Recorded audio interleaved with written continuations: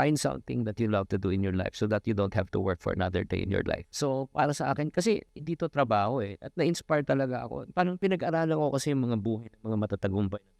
Ayan na nakita kong common denominator. Si Manny Pacquiao, imagine mo, binabayaran siya para manakit ng tao.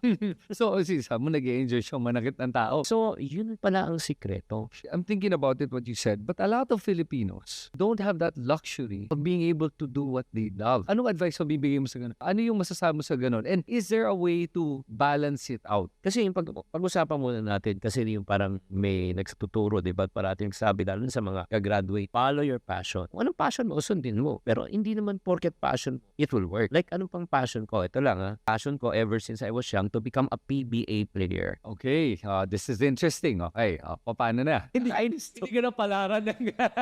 ang problema ko, wala ako guide. So, even though yan ang passion ko, hindi yan yung parang calling ko eh.